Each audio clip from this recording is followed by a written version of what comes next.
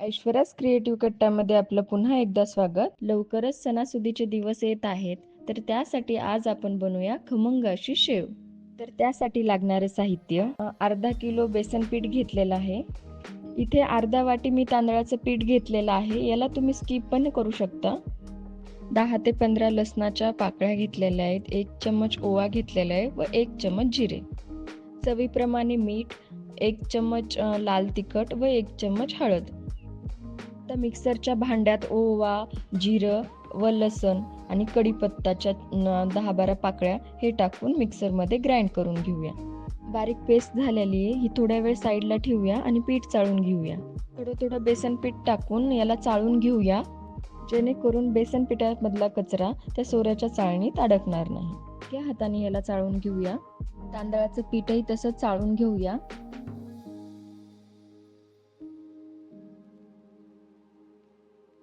ते मी तिखट, मीठ आणि हळद हेही चाळून घेते. 4 ते 5 चम्मच थोडंसं कोमट तेलाचं मोहन करून टाकूया यात. मिक्सरमध्ये फिरवलेली ही पेस्ट ही चाळणीने गाळून घेऊया.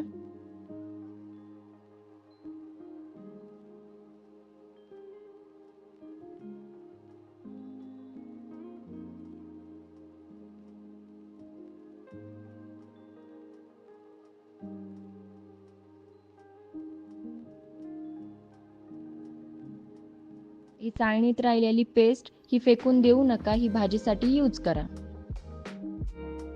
याला आता मिक्स करून घेऊया.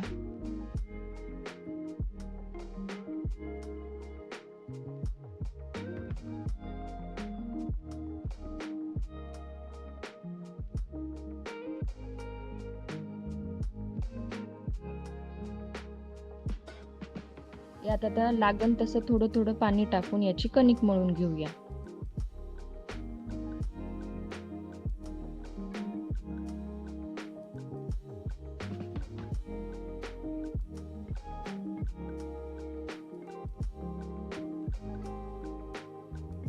ही कणिक पातळच ठेवावी आणि याला आपटून फेटून घेऊया.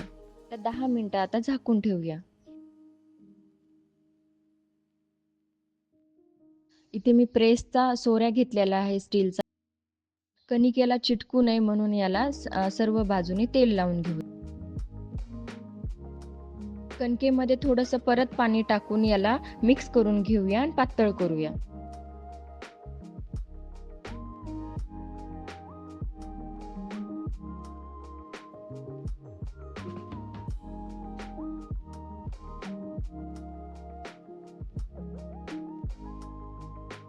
आता या सोऱ्यामध्ये हे कणिक टाकून घेऊया.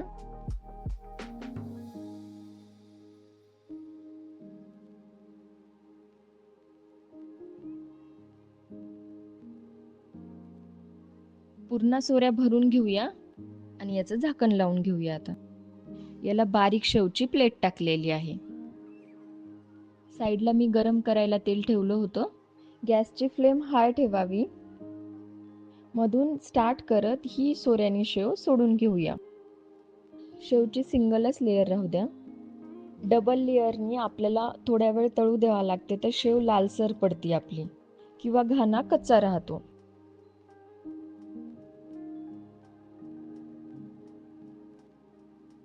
शेवनी आता आपला आकार पकडलेला आहे, तर ही शेव आता आपण दुसऱ्या साईडने तळून घेऊया. दोन्ही साईडने शेव तळलेली आहे. आता ही शेव काढून घेऊया. आतापर्यंत तुम्ही जर सबस्क्राईब केलं नसेल तर प्लीज सबस्क्राईब करा आणि बेल आयकनला क्लिक करा. अशाच माझ्या नवनवीन रेसिपीज तुम्हाला बघायला भेटतील. अशाच प्रकारे सर्व शेव तळून घेऊया.